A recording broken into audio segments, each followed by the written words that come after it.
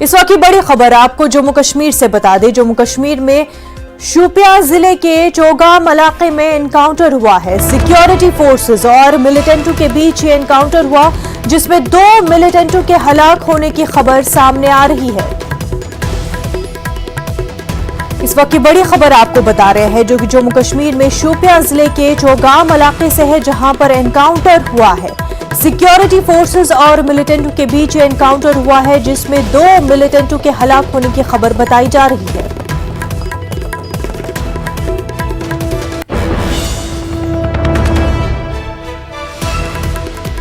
चौगाम इलाके में एनकाउंटर हुआ है सिक्योरिटी फोर्सेस और मिलिटेंटों के बीच, और इस बीच खबर आ रही है कि 2 मिलिटेंटों को हलाक किया गया है। इरशाद हमारे नुमाइंदे इस वक्त हमारे साथ जुड़ चुके हैं। इरशाद, एनकाउंटर के हवाले से अपडेट बताएं। मुन्नजा, फौज की 44 आरआर को एक मुसद्दिका इत्तला मिली। आज सुबह सवेरे 3 बजे चुगाम नामी गांव में 2 से 3 मिलिटेंट छुपे हुए हैं और उस इलाके को मुआसरे में लिया गया। पूरे गांव को मुआसरे में लिया गया। जब घर घर तलाशी शुरू की तो वहां पे जो है मिलिटेंट छुपे हुए थे एक घर में, तो इन्होंने लगातार फायरिंग की है फौज, और उसके बाद वापसी फायरिंग में अभी बताया जा रहा है। जो हमारे पास खबर है जराये के हवाले से, हमारे पास अभी जो खबर है कि अभी 2 मिलिटेंट मारे जा चुके हैं, क्योंकि लगातार ये कोशिश की जा रही है। 44 आला के कमांडिंग अफसर की तरफ से ये बताया जा रहा है कि लगातार वो कोशिश कर रहे हैं कि मिलिटेंट जो वहाँ पे छुपे थे उनको सरेंडर कराने की कोशिश की जा रही है, लेकिन उन्होंने उस को ठुकरा दिया, उस पेशकश को। तो फिलहाल अभी जो एनकाउंटर जारी है। हमारे पास जो खबर है जराये से, तो अभी तक है जो 2 मिलिटेंट मारे जा चुके हैं। अभी एनकाउंटर जारी है। मुनज़्ज़र, एनकाउंटर अभी जारी है। बताया कि इलाके में किस तरह की सूरत हाल है और कितने मिलिटेंटों के वहां छुपे होने की खबर है। मुनज़्ज़र, अभी एक और मिलिटेंट छुपे होने की खबर है, लेकिन फिलहाल अभी इन जो 2 मिलिटेंट मारे जा चुके हैं, जिनकी अभी तस्दीक नहीं हुई है पुलिस की तरफ से या किसी एजेंसी की तरफ से, अभी इसकी पूरी तरह से तस्दीक नहीं हुई है। जराये से हमारे पास एक खबर है। फिलहाल ये बताया जा रहा है कि 2 से 3 मिलिटेंट वहाँ पे छुपे हुए थे, लेकिन एनकाउंटर जारी है। तो एहतियाती तौर अभी जो है इंटरनेट की सेवाएं जो है वो बंद कर दी गई है। बिल्कुल इरशाद, बेहद शुक्रिया तमाम तर तफसीलात के लिए। आगे बढ़ते हैं। महाराष्ट्र में कोरोना की नई किस्म ओमाइक्रॉन के बढ़ते मामलों के पेश नजर नई गाइडलाइन जारी की गई है। कोरोना के फैलाव को रोकने के लिए रियासती हुकूमत ने बीती शब से कुछ पाबंदियां और सख्तियां आयद की हैं। हुकूमत ने रात 9 बजे से सुबह 6 बजे तक कर्फ्यू नाफिज कर दिया गया है। कर्फ्यू के दौरान 5 से ज्यादा अफराद के जमा होने पर पाबंदी आयद है। इसके साथ साथ हर तरह की तकारीब पर पाबंदी आयद कर दी गई है।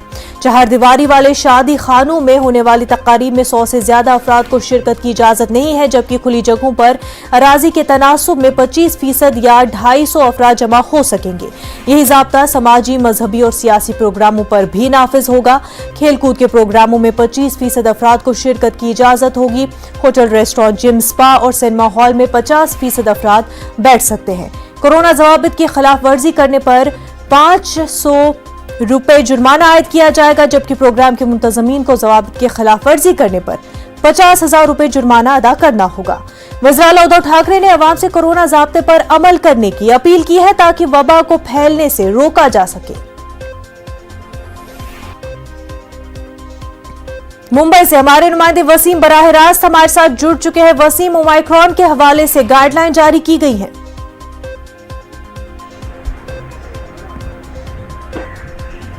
देखिए, जिस तरह से महाराष्ट्र में जो नंबर सामने आ रहे हैं ओमाइक्रॉन को लेकर, से महाराष्ट्र सरकार की जो चिंताएं हैं वो बढ़ चुकी है। अब ये नंबर्स और जिस तरह से रोज़ाना ओमिक्रॉन के 10 से 20 आ रहे हैं, अभी आंकड़ा बढ़ते हुए महाराष्ट्र में 108 के करीब हो चुका है। ये अपने आप में एक बड़ा आंकड़ा है और ये आंकड़ा बढ़े नहीं, इसे लेकर कई तरह की गाइडलाइन जारी की गई है महाराष्ट्र सरकार की तरफ से, और साथ ही मुंबई को भी ध्यान में रखते हुए बीएमसी की तरफ से। सबसे पहले अगर महाराष्ट्र की गाइडलाइन की बात करें तो रात 9 बजे से लेकर सुबह 6 बजे तक 5 से ज़्यादा लोग सार्वजनिक स्थल पर अगर जमा होते हैं तो उनके साथ उन पर कार्रवाई की जाएगी। कई तरह के प्रतिबंध लागू जरूर कर दिए गए हैं ताकि किसी भी तरह की कोई भीड़ ना हो। और सबसे अहम बात यह है कि मुंबई में जिस तरह से गाइडलाइन जारी की गई है क्रिसमस को और 31 को लेकर, तो इस दौरान आप किसी भी तरह के कोई भी पार्टी या समारोह नहीं कर सकते हैं। आज क्रिसमस का दिन है, सड़कों पर भीड़ हो सकती है, गैदरिंग हो सकती है, कई तरह के कार्यक्रम का आयोजन किया जा सकता है। इसे देखते हुए गैदरिंग पर रोक लगाई गई है और साथ ही महज सिर्फ सार्वजनिक स्थलों पर नहीं, निजी पार्टीज को भी कहीं ना कहीं मनाही की गई है। शादी समारोह को लेकर भी किस तरह के गाइडलाइन जारी किए गए, इसमें उल्लेख किया गया है अगर किसी हॉल में अगर शादी होती है तो 100 से ज़्यादा लोग उसमें नहीं शामिल होना चाहिए, और साथ ही अगर ये ओपन प्लेस में शादी होती है तो 250 से ज़्यादा लोग नहीं, और जितनी हॉल की कैपेसिटी है उससे 25% कम लोग ही शामिल होना चाहिए। होटल, रेस्टोरेंट और स्पा, इन सब चीज़ों के लिए एक गाइडलाइन जारी की गई जिसके तहत आपको 50% ही लोग को अंदर आना जाने की इजाज़त होगी, बाकी किसी को इजाज़त नहीं दी जाएगी। साथ ही ओमिक्रॉन के बढ़ते खतरे को देखते हुए इंटरनेशनल एयरपोर्ट पर भी नज़र है मुंबई बीएमसी की, और जो यात्री यहाँ पहुँचते हैं उनके लिए भी गाइडलाइन जारी की गई है। जब उन्हें पहुँचे, कोई भी यात्री अगर दुबई से मुंबई आता है तो समझ लीजिए उसे 7 दिन का क्वारंटाइन होना होगा। 7 दिन के क्वारंटाइन के बाद उसका टेस्ट किया जाएगा। टेस्ट करने के बाद अगर वो पॉजिटिव या निगेटिव आते हैं उसके आधार पर आगे की रणनीति तय की जाएगी। तो पूरी तरीके से मुंबई हो या फिर वहाँ सरकार हो, पूरी तरीके से अलर्ट नजर आ रहे हैं और किसी भी तरह की कोई ढिलाई बरतना नहीं चाहते हैं ताकि जो ओमिक्रॉन का खतरा है वो बढ़ता रहे। और साथ ही जो आंकड़े कोविड के आ रहे हैं वो भी काफी चौंकाने वाले आंकड़े आ रहे हैं। एक दिन पहले के अगर आंकड़ों पर ध्यान दें तो 1410 लोग पूरे महाराष्ट्र में पाए गए हैं। ये अपने आप में बहुत बड़ा आंकड़ा, जिस तरह से आंकड़े बढ़ रहे हैं, चिंता का विषय खास करके महासरकार के लिए बढ़ते हुए नजर आ रहे हैं। वेरिएंट के केसेस जिस तरह से बढ़ रहे हैं वो तशवीश का बाइस बने हुए हैं। बेहद शुक्रिया वसीम आपका।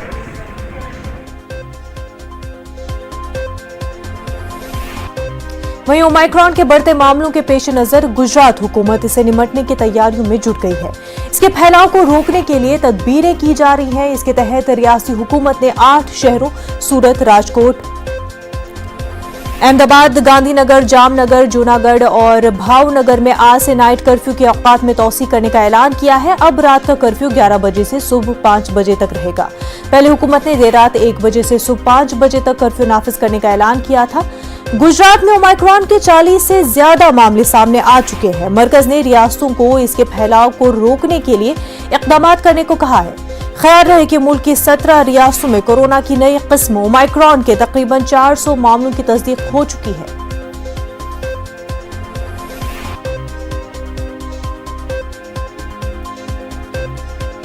उत्तराखंड की सियासत में हलचल मची हुई है। बताया जाता है कि हरक सिंह किसी मुद्दे पर वज़ीर-ए-आला से नाराज है।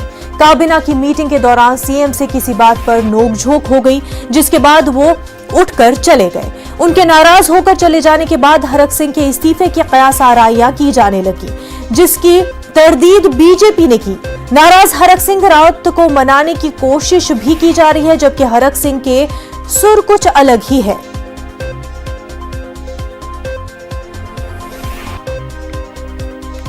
आज बैठक हुई, आपकी नाराजगी थी, क्या सीएम पेश आप रहेंगे? मैंने कहा कदम कदम बढ़ाए जा, कांग्रेस के गीत गाए जा, ये जिंदगी है।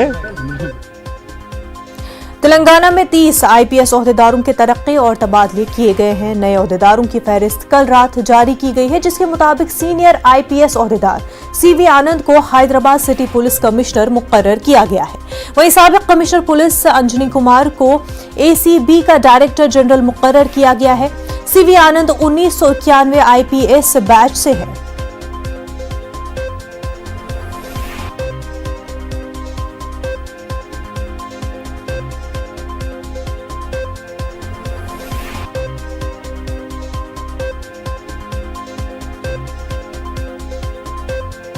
वक्त हो गया एक छोटे से ब्रेक का, जल्द होंगे हाजिर। इस वक्त की बड़ी खबर आपको बता दें, कानपुर से ये बड़ी खबर है। कानपुर में इतर के ताजिर के घर पर छापामार कार्रवाई हुई है। 180 करोड़ नकद रकम बरामद की गई है। 40 घंटों से भी ज्यादा वक्त से मशीनों से नोटों की गिनती की गई है। फिल्मी अंदाज में दीवारों के अंदर से नोट निकले हैं। तो कानपुर से ये बड़ी खबर आपको बता रहे हैं, जहां पर इतर के ताजिर के घर पर छापामार कार्रवाई हुई है। 180 करोड़ नकद रकम बरामद की गई है। 40 घंटों से भी ज्यादा का वक्त लगा है इस छापामार कार्रवाई में। आपको बता दें, मशीनों से नोटों की गिनती की गई है, जिसमें 40 से ज्यादा घंटों का वक्त लगा है। फिल्मी अंदाज में दीवारों से नोट निकाले गए हैं। हमारे नुमाइंदे संदीप सविता हमारे साथ जुड़ चुके हैं। संदीप, तफसीलात से बताएं पूरा मामला क्या है? परसों छापेमारी हुई, डीजीजीआई की टीम ने जब यहाँ पर छापेमारी की। पीयूष जैन जो कि इत्र कारोबारी हैं, इनके घर पर छापेमारी की और साथ ही इनके कई ठिकानों पर छापेमारी हुई। लगातार यहाँ पर जो है नोटों की गिनती जारी है। जिस तरह की नकदी बरामद हुई है, कानपुर शहर में ये काला धन बरामदगी का बरामदगी जो हुई है उसका एक कीर्तिमान बन गया है। जिस तरह से यहाँ पर 17 मशीनें नोट गिनने की लगी हुई थी और लगातार नोट गिने जा रहे हैं। बताया जा रहा है, सूत्रों के मुताबिक अब तक 180 करोड़ की नगद राशि बरामद हुई है। वहीं जिस तरह से इनकी फर्जी वाले की बात की जाए तो कहीं ना कहीं ये खुलासा एक बड़े हवाला कारोबार से भी जुड़ा हो सकता है, क्योंकि जिस तरह से इनका एक संपर्क जो कि इनके रिश्तेदार भी बताए जाते हैं, प्रवीण जैन, उनका ट्रांसपोर्ट का काम, वहां से फर्जी ईबे बिल के जरिए ये नोट इधर से उधर भेजे जाते थे, ऐसा बताया जा रहा है। अभी जांच का दौर जारी है। जिस तरह से टीमें छापेमारी कर रही हैं, अभी तक कार्रवाई चल रही है, लगातार नोटों की गिनाई हो रही है। फिल्मी अंदाज में जिस तरह से बताया जा रहा है कि इन्होंने अपने घर की जिस तरह से घेरेबंदी की थी, जहां पर नोट रखे थे वहां पर कटीले तार सारी दीवारों में लगे थे, रात में वहां पर करंट चालू कर दिया जाता था। जिस तरह से ये पूरा इंतजाम था, तो कहीं ना कहीं इसमें बड़े खुलासे हो सकते हैं। जी मुनज़्ज़ा, बिल्कुल, अभी इस पूरे मामले को लेकर के और भी छापामार कार्रवाई होनी है, जांच होनी है और भी कई खुलासे हो सकते हैं। संदीप, बेहद शुक्रिया आपका। आगे बढ़ते हैं। आज क्रिश्चियन क्रिसमस का त्यौहार मजहबी अकीदत और एहतराम के साथ मना रहे हैं। क्रिसमस के हवाले से इबादत का आगाज जुम्मे और हफ्ते की दरमियानी शब तमाम गिरजाघरों में हो गया है। क्रिश्चियन इलाकों में क्रिसमस के हवाले से खसूसी तैयारियां की गई हैं। लोगों ने अपने घरों को क्रिसमस ट्री, स्टार्स और बरकी कुमकुमों से सजाया है। इस मौके पर एक दूसरे को क्रिसमस केक और दीगर तोहफे दिए गए। इबादत में मसीही पेशवा हजरत ईसा अलैहिस्सलाम की तालीमात पर बयानात दिए जा रहे हैं। मुल्क में अमन सलामती और तरक्की, खुशहाली समेत कोरोना वबा के खात्मे के लिए दुआएं की जा रही हैं।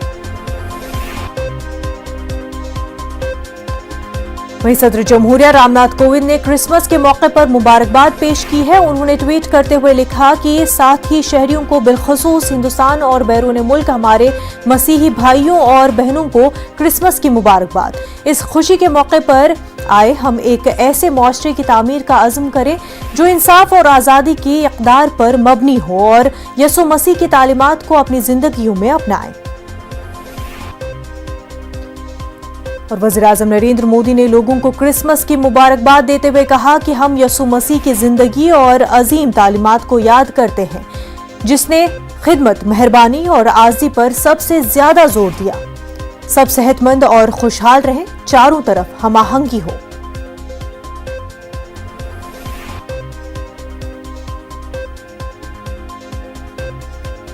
साबिक वज़ीर-ए-आज़म और भारत रत्न अटल बिहारी वाजपेयी का आज यौम पैदाइश है। इस मौके पर सदर जमहूरिया हिंद रामनाथ कोविंद, पीएम मोदी, राजनाथ सिंह, सीतारमण समेत कई अहम बीजेपी लीडरान ने राजघाट में वाक़ई स्मृति स्थल पर गुलहाए अकीदत पेश किए।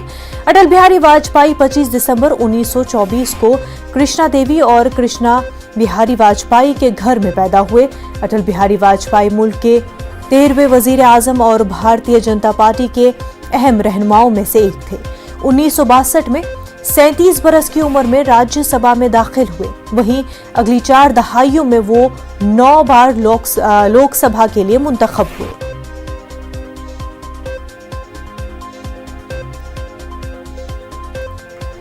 साबिक वज़ीर-ए-आज़म अटल बिहारी वाजपेयी के यौम पैदाइश पर वज़ीर-ए-आज़म नरेंद्र मोदी ने खराज अकीदत पेश किया। उन्होंने अपने ट्वीट में लिखा कि हम कौम के लिए उनकी भरपूर खिदमत से मुतासिर है, जिन्होंने अपनी जिंदगी हिंदुस्तान को मजबूत और तरक्की याफ्ता बनाने के लिए वक्फ कर दी। उनके तरक्याती इक़दामात ने लाखों हिंदुस्तानियों पर मुस्बत असर डाला।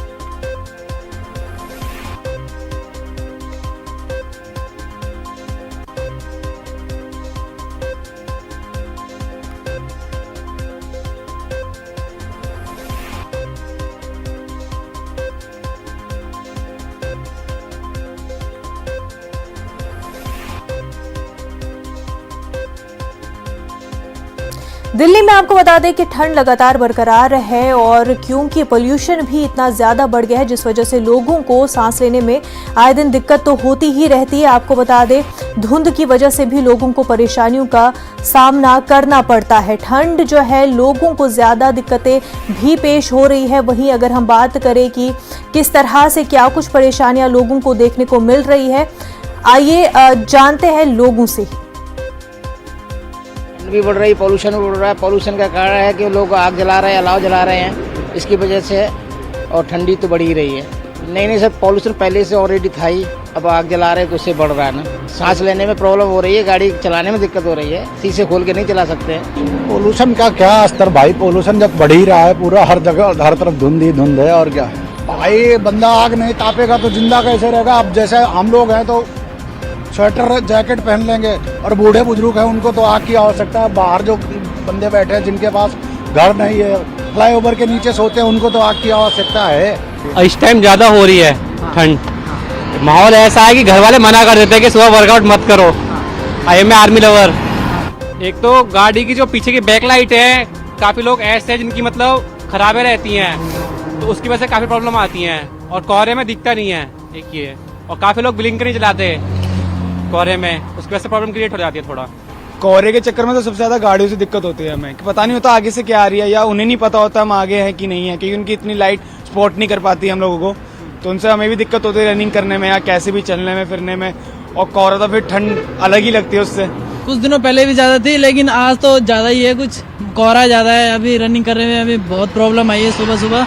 जैसे कि हम आए अपने घर से 5:30 बजे करीब, तो आने में बहुत प्रॉब्लम होती है, दिखाई कुछ देता नहीं है, गाड़ियों का भी नहीं पता कहाँ से क्या आ रही है, कुछ नहीं पता। कोरोना वबा के दौरान बाहमी इमदाद और इन्हिसार का जज्बा मुस्तहकम हुआ है। मुल्क इस वबा से मुत्तहिद होकर मुकाबला कर रहा है। टीकाकारी के ऐलान के बाद हम बेहतर ताउन करें, जिससे हम कोरोना को मात देने की जानिब कदम बढ़ा सके। नेटवर्क 18 इस मुहिम में हर कदम पर आपके साथ रहेगा। जब तक सभी महफूज नहीं होते तब तक कोई भी महफूज नहीं होगा। इसी सोच की बुनियाद पर हमारी मुहिम संजीवनी का मकसद ये यकीनी बनाना है कि वैक्सीन पाना सभी हिंदुस्तानियों का हक है।